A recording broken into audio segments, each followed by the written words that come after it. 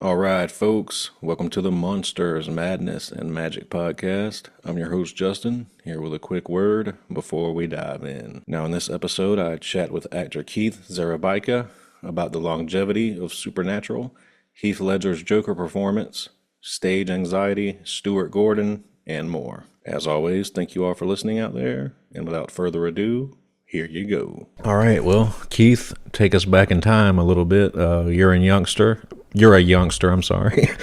Are you a book reader, fort builder, troublemaker, or all the above? All the above. As my mother said, told the first woman that I lived with, she goes, he was a very difficult child.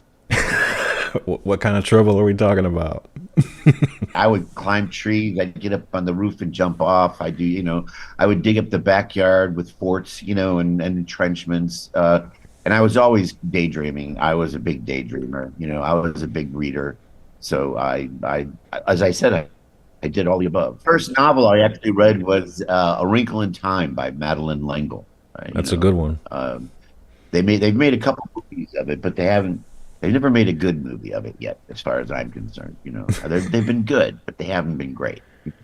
So, were you a fantasy guy growing up? Is that where you lean towards? Yeah, yeah. I've always liked, science fiction and fantasy. I've been reading these sort of medieval murder mysteries that I like, by this guy, Patrick Doherty, who's English, and he's written Egyptian ones that are set like in the, I don't know, I think it's the 18th dynasty or something, and then you read 7 of those. And then there's a whole bunch that he's written in medieval times, which are the Q Corbett mysteries, but they're really fun because they're historical. This guy, I guess he's immortal, and so he lives in these different time zones, and he's always appearing in paintings and pictures, and people are always saying, "Wait, didn't my mother go out with you or something?" It's like Keanu so, Reeves. No, that must have been my father.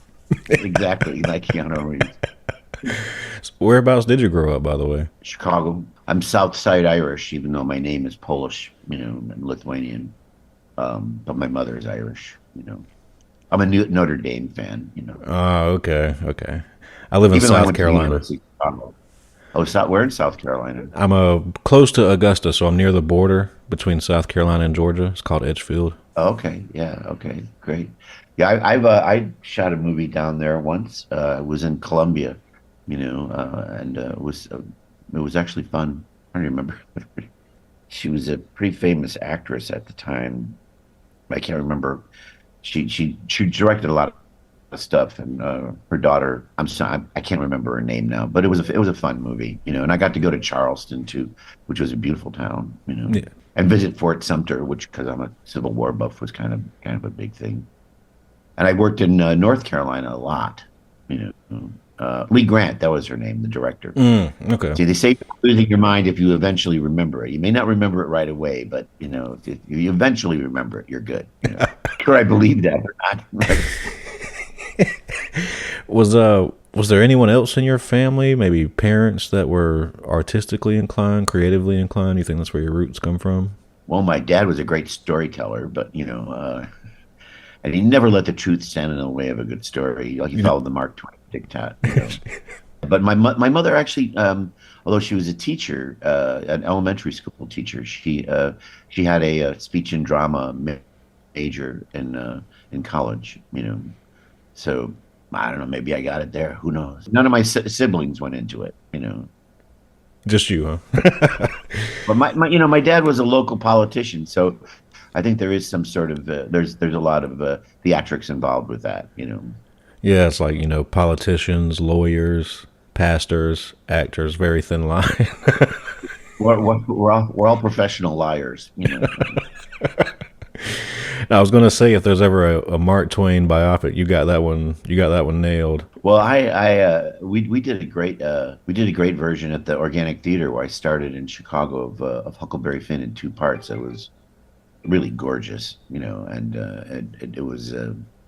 it traveled. We toured it a couple different times in the United States, and it ran for like 8 or 9 months in Chicago, and then we toured it in Amsterdam for 2 months, 2.5 months, and then in London for a couple weeks. So and then the Western states in the next year, and also through this Illinois and parts of Iowa. And it was really well received. Won a lot of awards. I played Tom Sawyer in a bunch of small parts first, and later I was Huckleberry Finn. Was when I was 22. So it was a long time ago, actually. I thought you were saying you were playing Huckleberry Finn a few weeks ago, and I was like, man, must be a new rendition. No. Maybe Mark Twain, maybe. Yeah. So Keith, when you think back to formative films and TV shows that you grew up on, what comes to mind? Well, Bugs Bunny cartoons, 100%. What was that? Wascally Wabbit? Yeah, Wabbit. And what's up, Doc? I watched those and it's probably a terrible thing to say, but my mother hated it. But I would watch the Three Stooges. I loved them, and they were great. But like early formative things, were things like The Paths of Glory by Stanley Kubrick. I remember watching that one night, and it just really knocked me off. It was amazing. I was like 15 or 16 when I saw it. So those are the kind of things that I watch. But Warner Brothers, Looney Tunes, all of that. Just before you and I got on, I just rapped with Bill Farmer, who was the voice of Goofy, and he was just he talking. Was? Yeah. He was just talking about working with Mel Blanc and everything. Little coincidence. Wow, but that was amazing. Oh, so wait, Mel Blanc didn't do the Goofy voice, and someone else did? So Bill Farmer took over Goofy in '82, I believe, and he worked with Mel Blanc on several projects post that. Yeah, that's how that went. So which records were spinning around your house when you were growing up? What records? Well, I heard a lot of Sinatra. My dad would, and my parents were very into that. As a kid, I would listen to people like Bob Newhart, his comedy albums, and Bill Cosby, because before he became whatever it is he became. But he was a big influence in terms of the comedy that he did.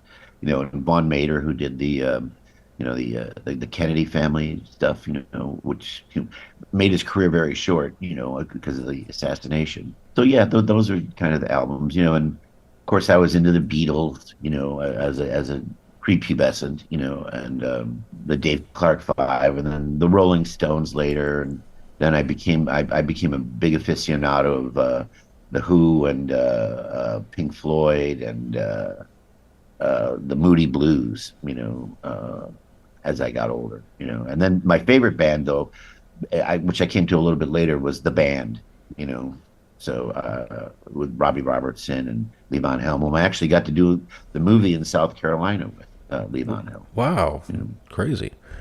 Did you ever pick up an instrument yourself? I had piano lessons incessantly as a child, but then I kind of dropped it, and I was more into baseball and football and basketball, but I still play, and I still tinkle a little bit, not much though, and I played the saxophone for a while, as an adult, but my now ex-wife couldn't stand it, so I ended up dropping it.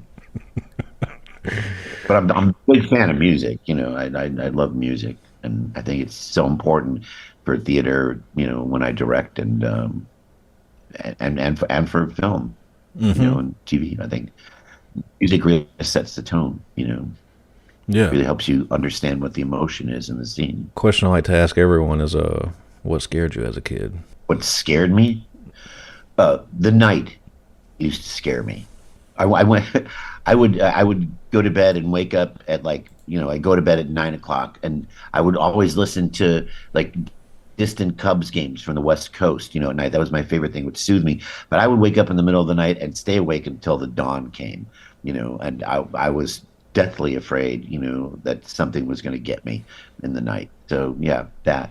We did have someone try to kidnap us once when my parents were away, so that may have added to it. I was probably 6 or 7 years old, yeah. But our African American nanny saved us. Jeez, that's terrifying. We went to the front door, and these two sort of janky looking white guys were there, and they were going, Ed sent us. We're supposed to do blah blah blah. And she goes, well, he didn't tell me. And then the one guy tried to stick his foot in the door, and she slammed the door on his foot, and he pulled it out screaming, and then she locked the door, and then suddenly she goes, "Oh my God, the back door," and ran around the back door and got to the back door just in time to lock that, before they got in. So it was kind of weird. It was like a TV show in a way. Did you ever find out like the motive behind that? Were they pick you at random, or As I said, my father was a local politician. So who knows why? Yeah. wow, that's terrifying. So would you classify yourself as a theater kid growing up? No, no, I actually went to military school, and as I said, I was very much an athlete, until I got into high school and I was small, so and they wouldn't let me play football. I'd been the quarterback for my junior high school team and the front guard, and I was an all-star baseball player. I played center field, but it was like when I got to high school, I was little. I was under 100 pounds. Weighed 92 pounds, and I was under 5 foot tall. And I didn't grow until the end of my sophomore year, so that sort of got me out of that, and I started getting into doing acting just to do something. What about your first time on stage acting as a performer, whatever you consider that to be? Did it go smoothly? Well, my mother put me into tap shoes when I was 4, and I had to sing and dance. I've been working on the railroad with my cousin Joyce at the Bedford Park Community Center when I was 4 years old. So, and I was very nervous. I remember that. But then when the applause kind of broke out, I was going, "Well, this is kind of cool." So what are some of your favorite roles that you've played on stage? Well, let's see. Like in high school, because I did a lot. Whatever comes to mind. High school, college, professional. Well, they've almost all been my favorites. Every one that I've done. So it's like there's some that I enjoyed more than others. Like in high school, I did when I got thrown out of the Jesuit boarding school I was at, and that's a whole long story. But in my junior year, and I came to the local high school. We moved actually to a new town, a different suburb of Chicago, because my dad had been going through. It was a whole sort of political, financial, criminal scandal. I wrote a play about it, which has not ever been done, but it's had many stage readings, and people go, "This has to be done," and no one ever does it. So who knows? It's set in the JFK campaign in 1960 in suburban Cook County. It's that place where the political, the financial, and the criminal coalesce. And my father and uncle and my mother are the main characters in it. But so the parts that I did in high school that I really loved were Murray Burns in A Thousand Clowns, which is when I discovered that I was going to actually be an actor, because I hadn't even really, I thought of it. I'd done a little bit at Campion. I played grandma in Edward Albee's The Sandbox, once, and it was in an all-boys school, and people were actually very positive about it, and I did a couple other small things and different stuff, but I never really got into it. And then in high school, I actually had a third-hour French class after I'd left Campion and was at the public school in Arlington Heights, Illinois, where I grew up. I was cutting class, and we would smoke pot and go and have breakfast, third hour, because the French class was so boring, and finally I got caught, and I got suspended from school, and I actually played my father when the dean of students called to tell them that I was suspended, and then after that. And my swears, he says, "We knew that you did that, Keith. We knew that you did that." And I go, okay, sure, right, whatever. But after that, I had to, because I was going to flunk the French class. So they said, "Well, you have to do something." And then here's this drama, class you could take. And I go, okay. And I looked, and there on the roster there were some girls that I knew, and I went, fine, I'm going to do this, because I'd never gone to school with girls, except for first and second grade. From third grade to my junior year in high school, I'd been at all boys schools, boarding schools. So it became this whole thing for me. Suddenly, there were girls in class, and it was an added incentive, to do stuff, and it became really exciting and fun, and I was too chicken to actually go up and audition for anything. But then they were doing this musical, Mame, and one of the girls her name was Judy Gustafson, in high school. I forget what it is now, but she put my name on the list of male chorus members that were going to dance. Me and a couple friends of mine. So we ended up saying, "Well, why not? Let's do it." And I was hooked. It's like they sort of made my last 2 years of high school was sort of at this school was sort of like the Keith Szarabajka repertory company. I played Murray Burns and the Thousand Clowns. I played Grandpa Vanderhoff and You Can't Take It With You. I played Thomas More in A Man for All Seasons and Finian and Finian's Rainbow over the course of the next year. So it was really fun. And it gave me status in the community. I became a member of the homecoming court. I was very popular, as a result of it. So it was like, okay. And before I'd been just like this nerdy little dweeb, and suddenly I became somebody, and it just continued after that. And I had a scholarship to attend Trinity University, for a theater scholarship to attend Trinity University in San Antonio, Texas, and which I did for a year and took the greatest course I ever took, which was called Integration of Abilities, run by the great Paul Baker, who he's passed away now, but he ran the Dallas Theater Center in Dallas, and it was just where you got to do everything. You first thing you do that you had to do was make a sound and movement. And so what I did is I sat there, and when my turn came, I leaped straight up in the air and ribbited like a frog, and then hopped all along the stage, and everybody fell out laughing. So it was kind of fun. And then we'd have to like build sculptures, write a piece of music, and then culminating in writing a one-act play at the end of that. Thing, which the head of the playwriting unit took in and gave me an A+ on, and said that he was submitting it to the senior directing class to have it done. But the problem was it had parts for two nuns and 13, 11-year-old boys. So there was no way they were going to be able to figure out how to do it. But I've lost that play. I don't know where it is anymore. It was like because he said, "No, you were going to want to make a copy of this." That's what he told us in the class. And I went, "Nah, fuck this. I'm just going to write this now." And I wrote it out, and I turned it in. I got an A+, and I never made a copy of it. And I tried to actually see if I could get it from his papers after he passed away. But, Damn. It doesn't sound like it, but did you ever have to struggle with stage fright or anything like that? Oh, every day. Every day. Stage fright is, it's a real thing, performance anxiety. And it's something that, everyone who goes out, I feel, I certainly feel it every day. It's like you have to figure out a way to overcome it. I get stage fright when I'm cooking dinner for my kids and their girlfriends and wives, so it's like, it's performance anxiety. It's like, how am I going to do? Is it going to work out? And then you got to start planning. And, I believe that performance anxiety is the universe's way of making you focus on the task at hand. Yeah, well said. I'm stage fright about this, but it was. Yeah, no, please don't. I used to throw up before when I was at the Organic Theater in Chicago, where I was there from I was 19 till I was 25. It was a play called Warp, which was a first science fiction epic adventure play in serial form. And it went to Broadway from Off Loop Theater, but it crashed and burned. But I used to. I would throw up in the bathroom before a performance, because I was so nervous.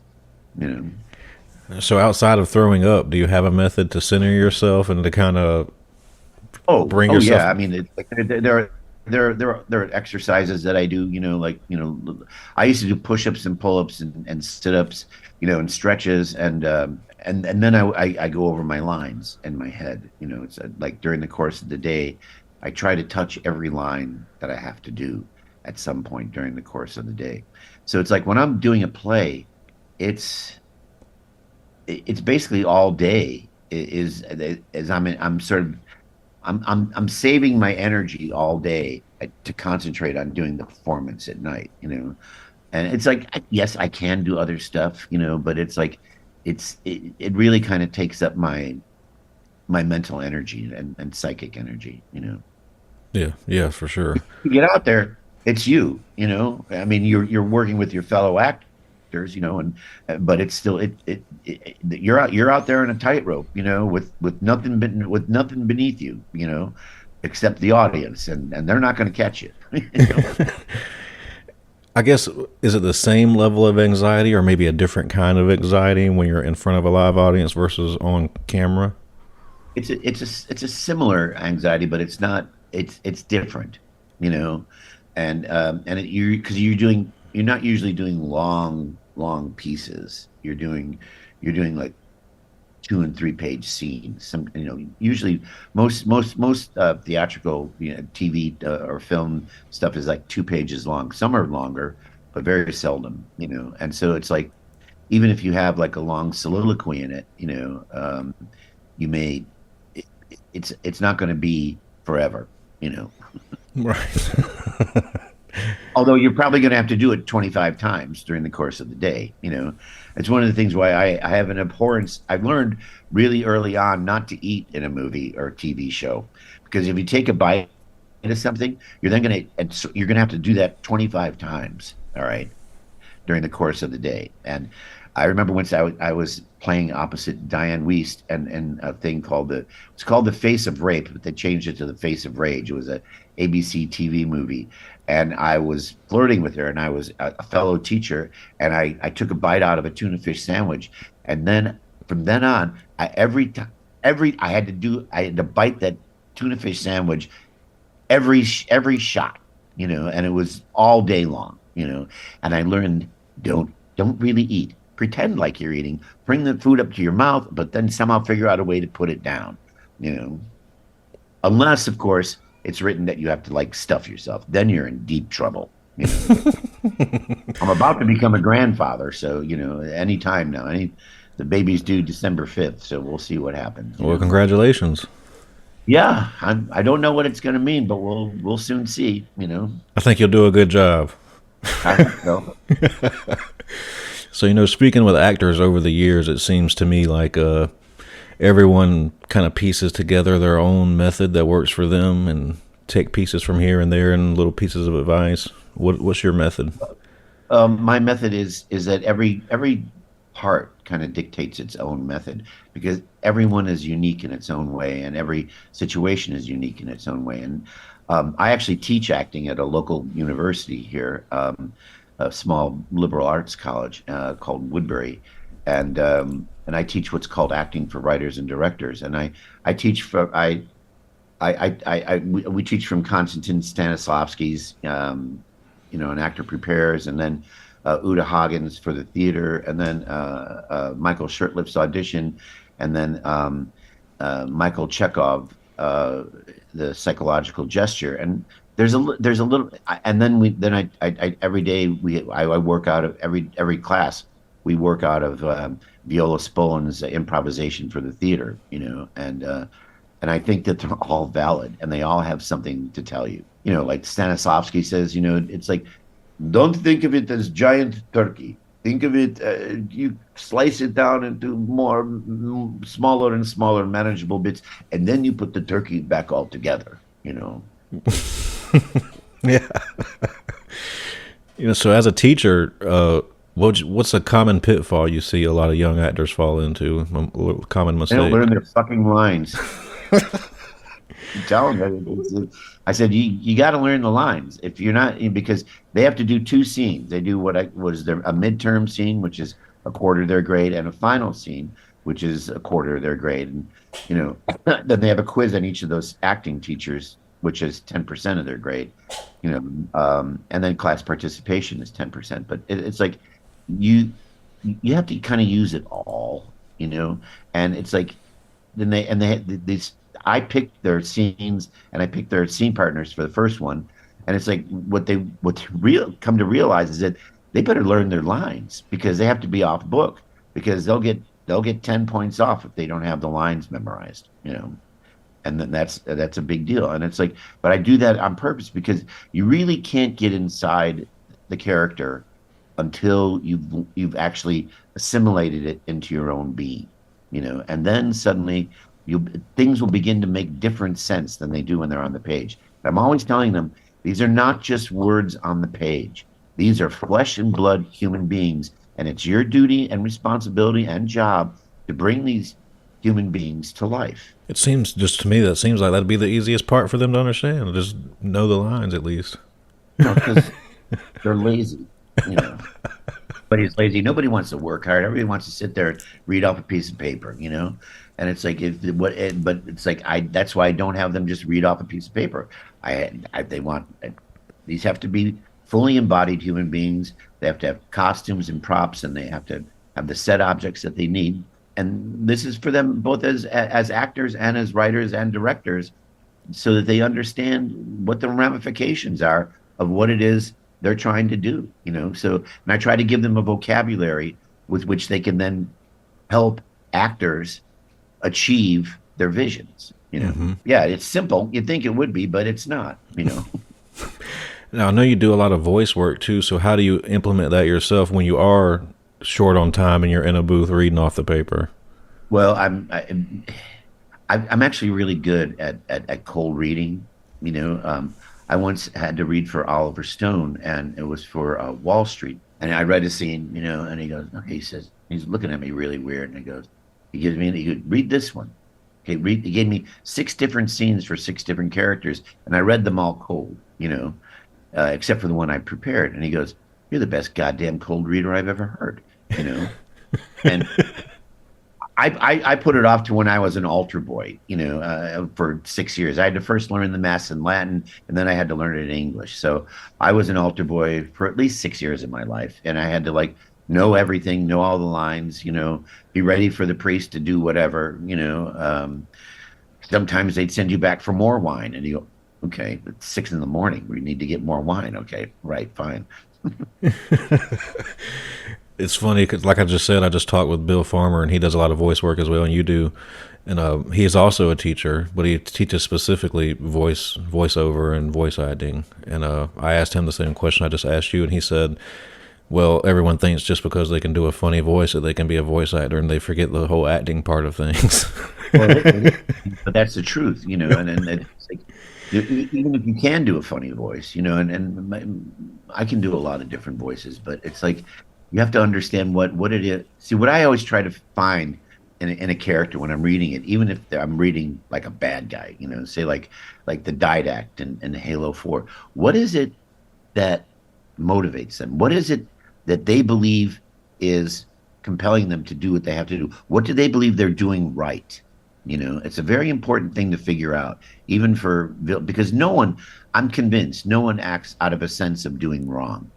People act out of a sense of trying to write something. Even Hitler, you know, as awful as what he did was, he thought he was doing something for the greater good of the German people, you know, and of course it wasn't. It resulted in, you know, death and destruction for millions and millions of people, you know, but it was like he thought he was doing something right, you know. The bad guy doesn't know he's the bad guy. Yeah. Oh, well, that's what makes him the bad guy. He doesn't know he's the bad guy.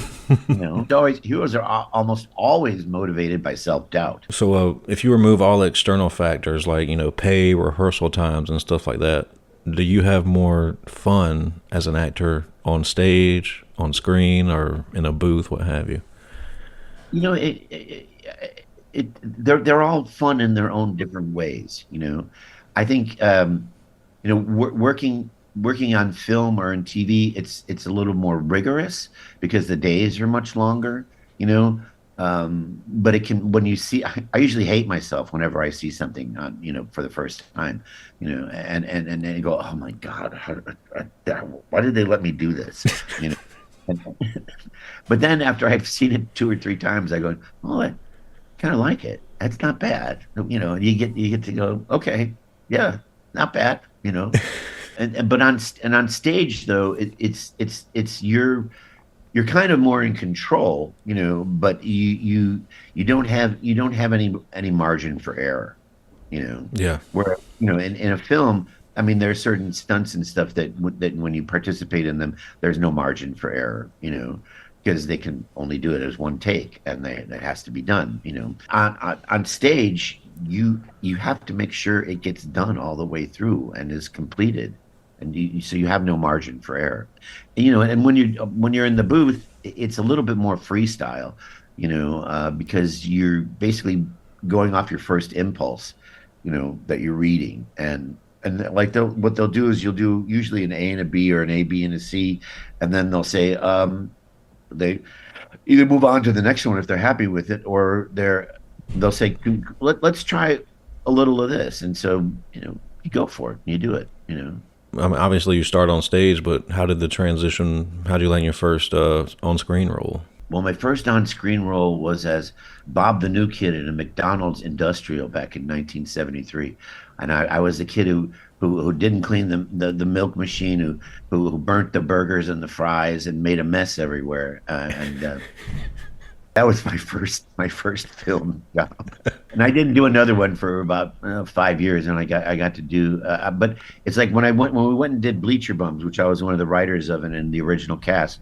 It was a big success. It was about fans and Cub fans in the Wrigley Field bleachers, and followed them through the course of a 9-inning Chicago Cubs St. Louis Cardinals game in 1977. I actually wrote the whole game for it, and I got to write a bunch of stuff, but it was fun. I got to, and we all wrote it. It was a group effort. Stuart Gordon, who was our artistic director, who you may know from The Reanimator. Oh yeah, wow. Yeah, he was our artistic director. And Joe Mantegna it was his idea to do a play in the bleachers, but he wanted to do it during the course of follow a young couple's romance through the course of a season, set in this bleachers milieu. But, we started going to games, and we would come back and do characters. We'd tape record them secretly or take notes, or take pictures. And then we'd come back and do improvs, at the theater based on what we had watched at the game. And it suddenly started dawning on me as we were trying to, because we actually did improvs and wrote stuff for 2 months. And then we actually sat down and wrote the play for 2 weeks, at a table. And what I noticed was that, the game has its own sort of natural rise and dramatic rise and fall. And so that's what I suggested that we do it that way. And after some discussion, that's how we ended up doing it. It was the most logical way to put it together. It was the easiest way to put it all together. All the different bits that we would hang them. I used to call it hanging clothes on a clothesline. Bit by bit. Inning by inning. But I'm sorry. What was the question you asked me? I digressed on that. No, I was just asking how you got your first screen role. We talked about and then Bleacher Bum. Then it was very successful in Chicago, and then it went to New York, and it was off Broadway, produced off Broadway, first at the Performing Garage downtown in Soho, and then our run for that was giving them the rights to do David Mamet's Cops. They did that afterwards, and Willem Dafoe actually did the part that Joe Mantegna and I did at the Performing Garage. Willem was great, but we were better.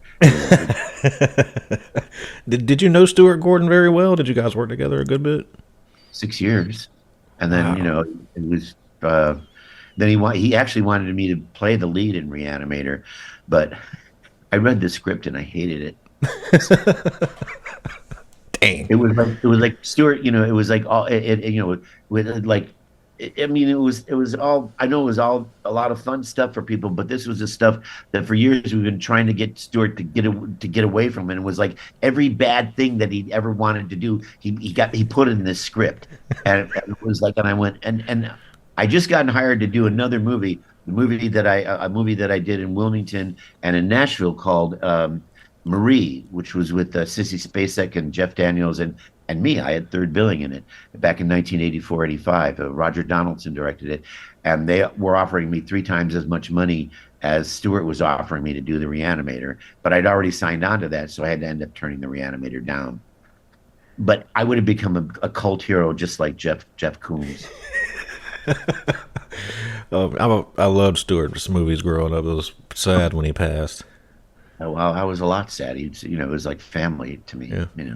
Yeah. What do you recall about the auditioning process for The Dark Knight? The auditioning for Dark Knight, I was called in by the casting director, John Papsadera, and I had read the scenes over and because you didn't get a lot. They didn't give you anything, you just got the scenes. So there's very little, and I read for it, and then Christopher Nolan goes, "That was great. Let's do it." And we did it again, and a couple times, and he goes, "Well, thank you," and that was it.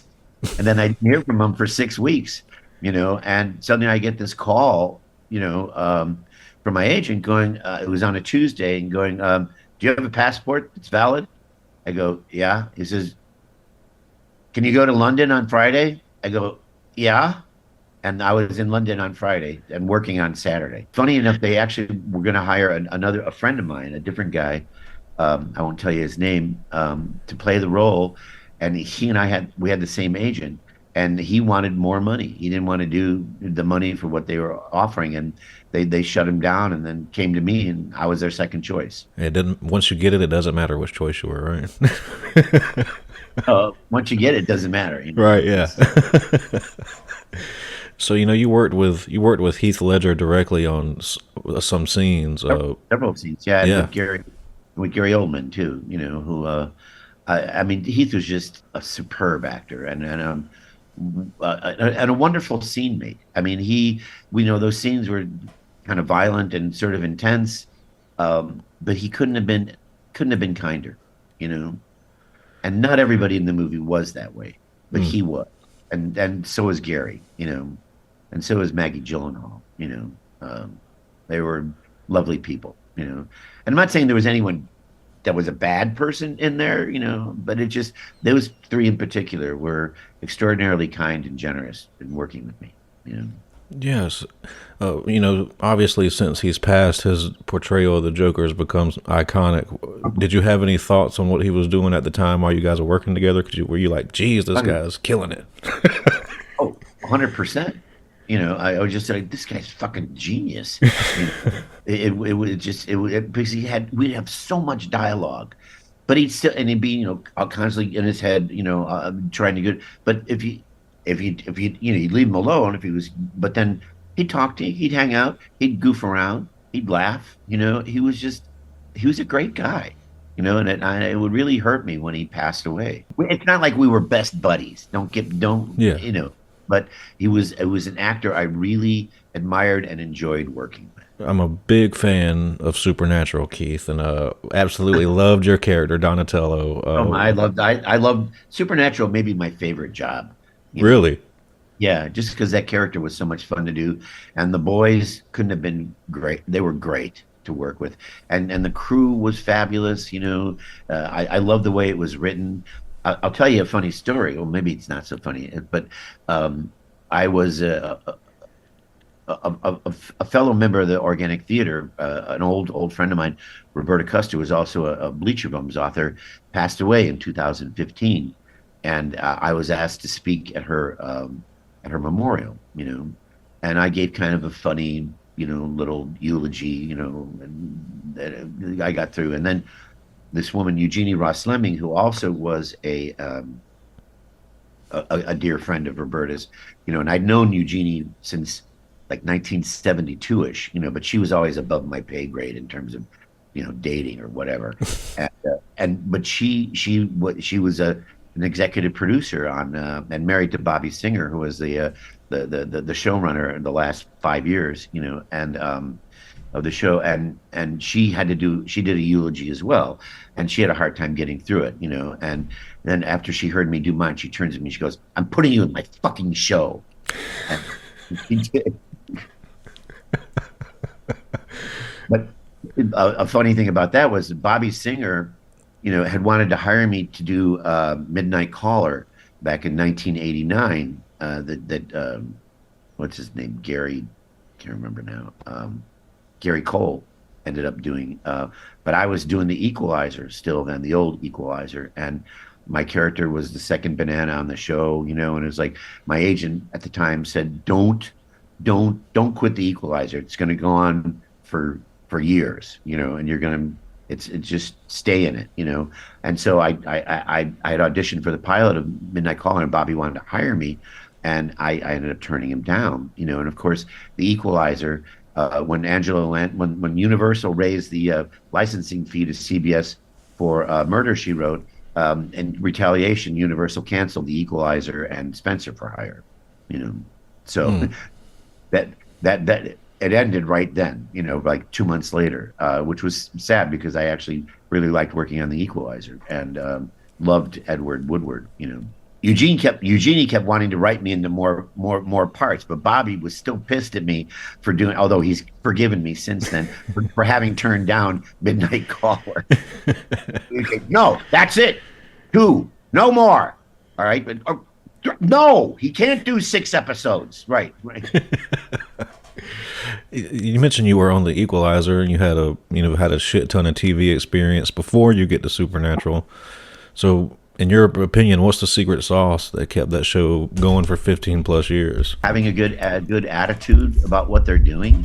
I mean, seriously, these guys, Jarrett and Jensen, couldn't have been nicer. I mean, Jared's he likes to play tricks on you on the set and stuff. But it's like, but they're just great guys, and they just made it so easy, to be. I was nervous the first episode I did, and I started saying, we're in a rehearsal. I said, they go like, what's your name? I go, Donatello. They go, you mean like the Teenage Mutant Ninja Turtle? I go, no, like the Renaissance sculpture. And I went, and they go, sculpture? They teased me about that for a while. I was supposed to say sculptor, but I was so nervous I said sculptor instead. But they were just great, and the set was. I mean, it was very businesslike, but it was very relaxed. In terms of, we had big days, but it was always fun. And so I think that's one of the secrets to making it that way. To doing the job responsibly, but not taking yourself too responsibly. Yeah. And I think that's a big reason why they were that successful. And I think Eric Kripke's kind of a genius. I've actually been watching The Boys. I finished season 4 about a week or two ago, and I love that. I got to say, have you watched it at all? I've watched a little bit of the first season. I'm not caught up, but yeah, I'm loving it. Yeah, well, it gets better as it goes on. I never met Kripke either, so because he was gone by the time I went into the show, And I keep going, why aren't I in The Boys? I want to be in The Boys now. Hey, it's possible. You never know. I think Jensen was great as Soldier Boy. Yeah. Well, I haven't seen him yet. You haven't seen it. Yeah, it's the internet spoiled it for me. So yeah. Do you think we'll see The Boys, as in Sam and Dean, back eventually once they? This just seems like they always come back. I wouldn't be surprised if they. I would. I wouldn't be, because they could have kept running that show. There was, we were all sad, but they've been doing it for 15 years and they were ready to move on and do something else, and it wasn't that they were bored, but it was just like going, you do anything for 15 years, you're going to want to do something else. Spread your wings and then come back later, Well, and I hope that they do, honestly, I really hope that, because, I've heard rumor of a possible, Supernatural movie, but it's just rumor, and nothing solid, and who knows if my character would be in. I think my character was very popular, like I was asked to be in the last episode, and to just the shot that they had on the bridge, and I was supposed to go up there just for that day and shoot, and then COVID hit, and so they canceled that shoot, and they ended up shooting it several months later, but without me, so which I would. I really would have liked it, but they would have had to bring me up for 2 weeks quarantine before I would be able to shoot, because that was the Canadian law at that time, because of the COVID. So, Keith, what would you say is the best acting advice you've received, and who gave it to you? Who gave it to me? I don't remember any. What my acting teacher in high school said to me was, you have to be 3 people. You have to be your character, you have to be yourself, and you have to be the guy in the 10th row who's listening and watching the show. And you have to somehow do that at the same time. I told you, learn your lines and hit your marks. That's Spencer Tracy's, maxim. And I think that's actually really smart. And just understand your character. And you're not going to understand your character till you get them in you, Well, this is a question I like to wrap up with everybody. Have you ever had an experience you would consider supernatural, paranormal, or an event you can't explain? Yeah. Um, I was shooting something in Nebraska it was like one of the first things I ever did on film, and it was like 1979-ish. And I was shooting for ETV out there, and was I was playing this kid with a substance abuse problem. And the director was a great guy, and one night we was a week, and I was there for like 4 weeks, 3 or 4 weeks, and one night he said, "Well, I'm going to take you out to this place," and and it was him and this girl and me, and we were out there, and we smoked a little pot, and which I don't smoke anymore, by the way, but that's, and they went off and they were doing something, I don't know what, and I'm sitting there on this bluff at night, and I see a star move. It goes boop, boop, boop, boop, and it comes up the Platte River right towards me. Boop, boop, boop, boop. And it's like way faster than anything I'd ever seen move, and was zigzagging and going back. And suddenly it comes right over me, and I feel this like light over me, and I go, no! And it went away. I don't know if I passed out, and it dreamt it or what, but it was pretty real. That definitely counts. Now, do you consider yourself religious or spiritual or anything along those lines? Maybe spiritual, but I believe that there are forces in this universe undreamt of in my philosophy. But I was raised a pagan Catholic, and the Jesuits, they taught me not to be one. Let me put it that way. Mm. I remember the first day in religion class at the Jesuit boarding school I went to my freshman year, is Father Aspenleiter said, "All right, what you're going to have to do is forget everything in this pagan Catholicism that the nuns taught you. And you're going to have to understand, first of all, knock off at least 1 or 2 zeros on every number you read in the Bible." And that was the beginning of that. He says, and he explained, he says, "You have to understand that these were people trying to explain the mysteries of the universe to a bunch of ignorant, illiterate, nomadic shepherds in the desert." All right. And he, that, and that I went, oh, because up until I was 14, I'd wanted to be a saint. I mean, I Keith Szarabajka, virgin and martyr, and then puberty hit, and I went, maybe the virgin's not going to work. Well, Keith, just to put a bow on this thing here, is there anything on the horizon that you can share? Anything in the pipeline without getting in trouble, without breaking any NDAs? No, actually, there is an NDA thing, but no. It's I reprised this summer one of my big game roles, video game roles. I had 3,874 lines, I think, Jeez. that we did over over a 7 week period, which was actually really fun. But it's a show that it's a game that I've worked on and off for at least the last couple decades, so you could probably guess what it is, you know. I'm gonna have to go through the credits. Yeah. Well, Keith, I promised I'd get you out of here in time, so that's all I have for you. And It's good. We're good. And I'm good. Thank you. I have to pick up my friend at 1:30, and he's old, he's elderly, and he needs to go get his cancer treatment, and he also has cataracts, so he can't see. So I try to help out when I can. Well, I hope things go well for him, and thank you for giving me some of your time. Well, thank you for asking me. It was fun. All right.